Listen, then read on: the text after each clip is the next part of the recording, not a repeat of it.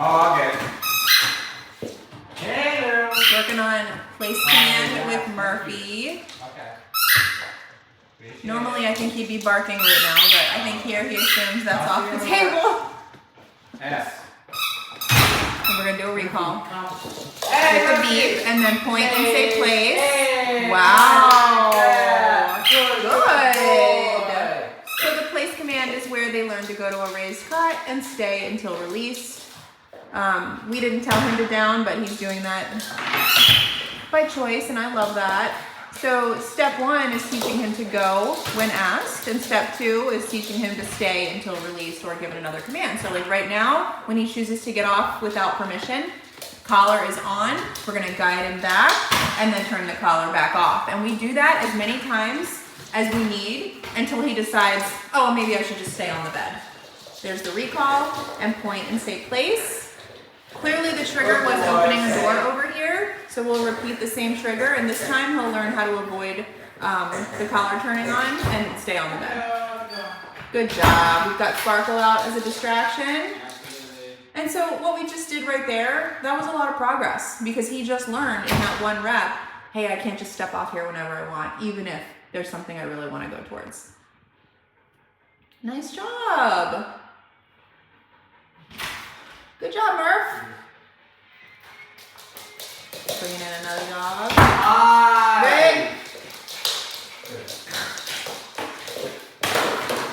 Oh, we're gonna sweep up. So we like to add some real world distractions. You know, putting your dog on place while you clean is like the perfect way to use it.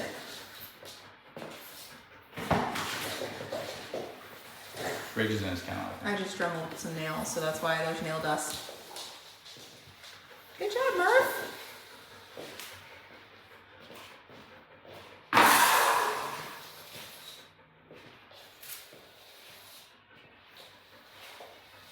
And this is where dogs just go to learn to watch and be passive, not interactive.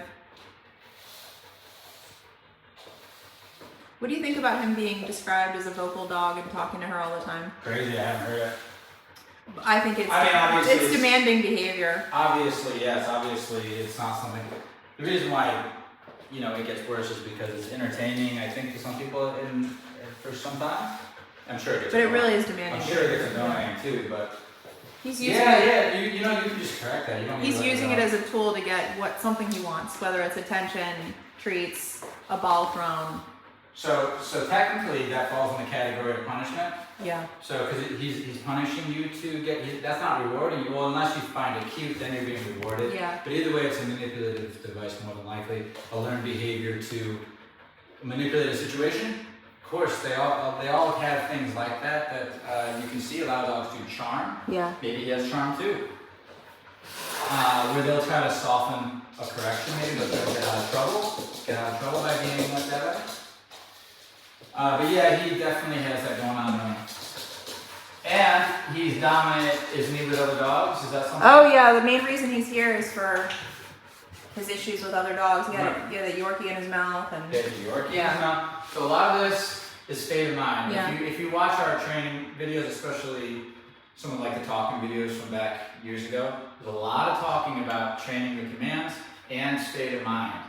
The reason why we do state of mind is because it takes all that off the table. Anything with like drive or high levels of intensity, like adrenaline, it requires his energy levels to be raised through adrenaline, more likely, to enter these drives, where then he's going to have the stamina and the frame of mind to even go and put a dog in his mouth. That's not going to happen with him super relaxed and chill. It's always when the state of mind is elevated. Yeah. And then they trigger like this. And they're not thinking clearly. Then when they're that elevated, they're super easy and flimsy in the brain to trigger to primal ways of behaving. The domestication kind of gets flimsy, starts to go away. You start to see when you hear people say like he wasn't home for a minute, or that wasn't the Murphy we know. Fido, right? That going into like that primitive part of the brain, it becomes easier and easier when they're in a state of mind that's highly elevated, So we always say, what's the state of mind training? Calm and compliant, or calm and submissive. Submissive to what? To the owner's authority and rules that they're trying to regulate the environment with, you know? Regulate the environment with, you know? If he's in this state of mind that he's in now, he's likely not going to be thinking about going after. Now, there's more elements to it than that, though. There's also the element of me being like the state trooper on the highway. Okay, relationship dynamic. If he sees me as inferior underneath him on the hierarchy, you know, like a young puppy, maybe he'll see like a young puppy that way.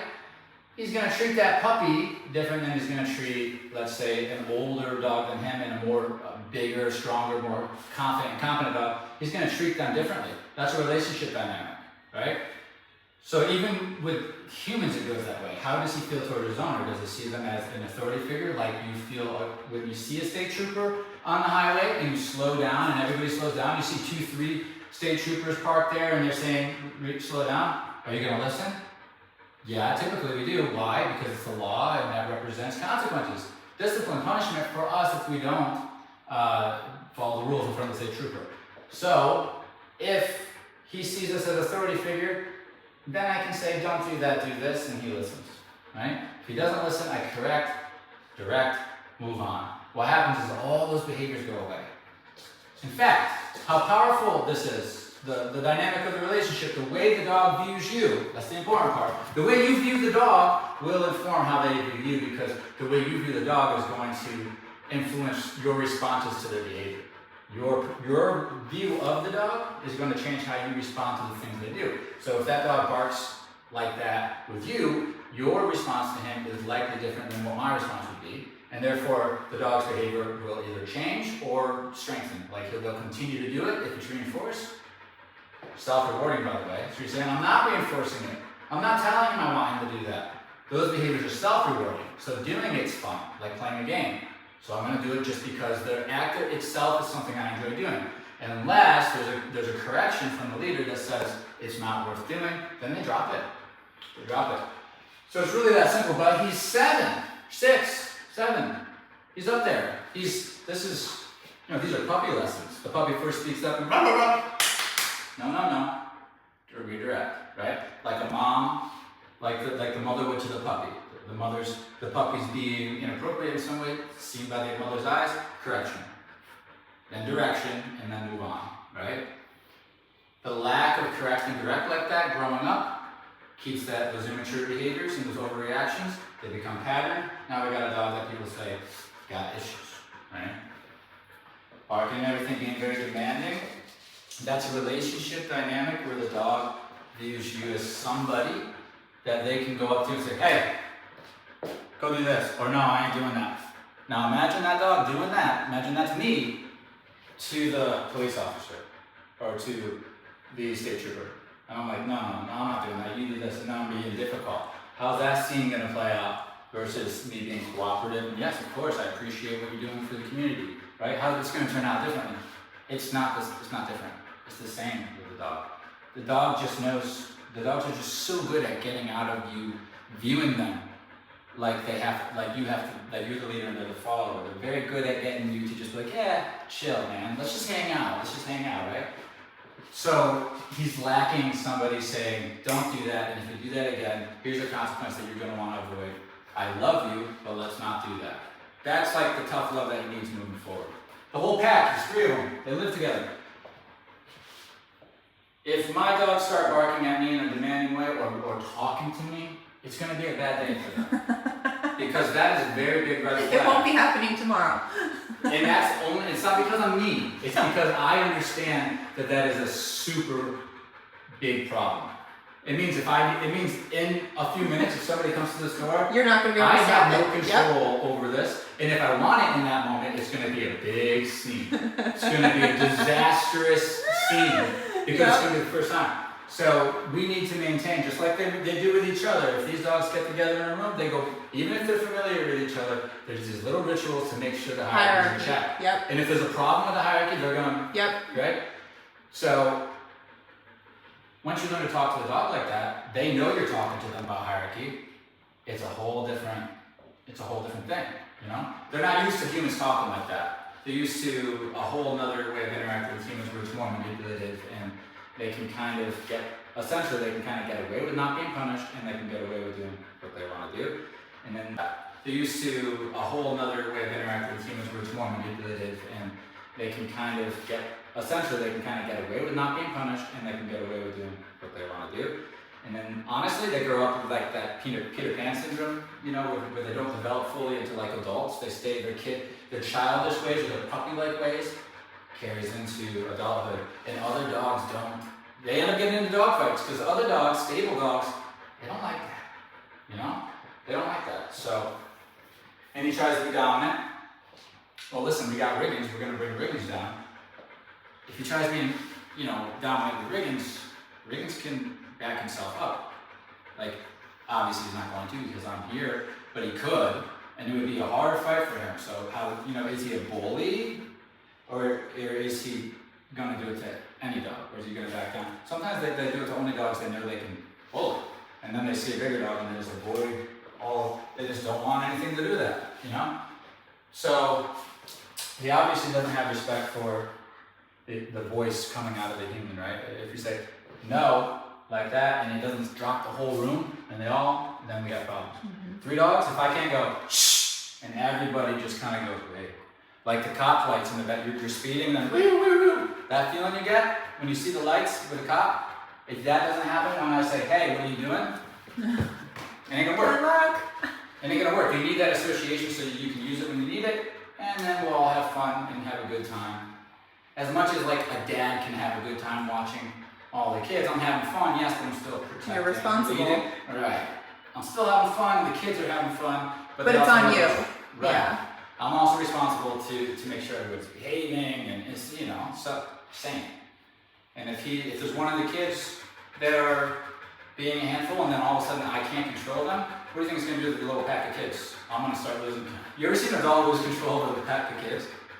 It's Daddy daycare. prime entertainment. Daddy daycare. It's prime entertainment right there. Let's get Riggins down. Okay. If you don't mind. Riggins now. Good. So I just told Riggins to leave him alone. Because you've seen it right there. If I'm not able to even do that, and I just spoke up instead of work, right? You know, I will do that. It worked. If it didn't work, I'd have to correct to make sure it did. But if I don't, then all of a sudden, this room is going to feel a lot different if I didn't have influence over each one of these dogs. Probably already a fight would probably already happen.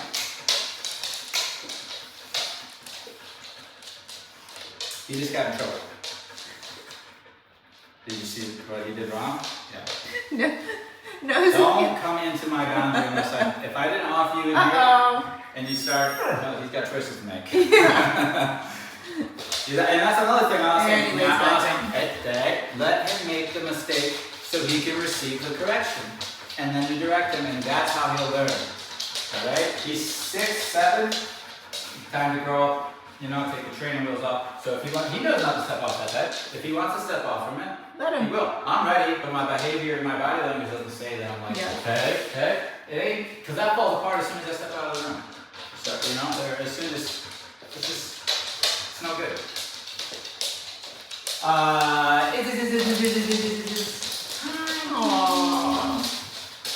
Reagan's trying to steal it. Hi. So even this interaction you see with my dog, I just told her she can come here, and I told him he can't. And now he's pacing. Well, I'm able, but you see, if you can't do little things like that, then when I have a person come, it's, you know, or something high value, there's nothing going on in this room, but I could go like this if I want to, right? Right? Look, see? Just now feel the energy. That's a big difference. That vibration's different. Just a few seconds ago, it was the clickety-clackety, and everybody was kind of, right? And then you just felt to go, other than him. Look at him. Not panting. And he's the only one stressed. Why? Because he's not used to having his behaviors controlled. This is him holding himself. Yep. That panting started a little heavier. Once you see him think about getting off, and then he's not committed. So it's the mind racing. Lack of commitment to either, like fully. So he's not fully committed to staying out of bed. He's peering out the door. I can read him. He's also not fully committed to getting off of bed. So he's kind of, the hamster wheel's going, he's thinking, the brain's going. And so, it's just the hamster wheel. just the brain going, running its options. You see him looking at the door, then looking at me, then glancing over here.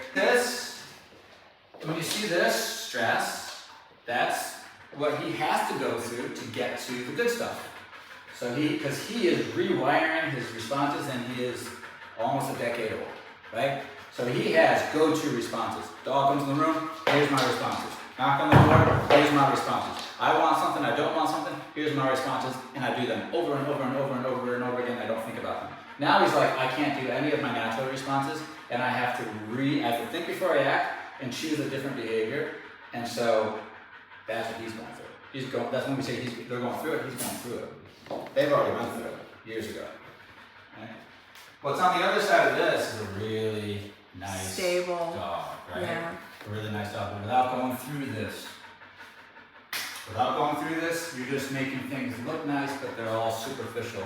There's nothing that's going to be lasting. So, and I can make this session look nice. I can make this look pretty, and I can make this look like $1 million, but we need to do rehab. He needs rehab.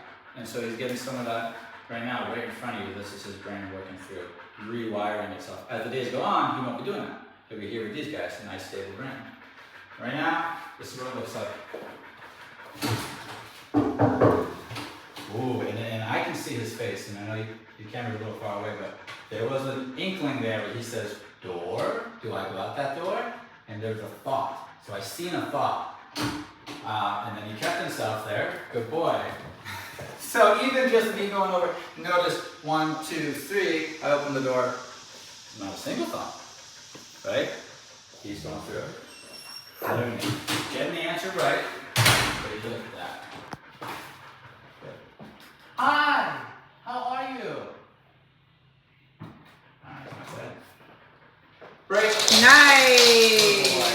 Smirky, break. Good boy.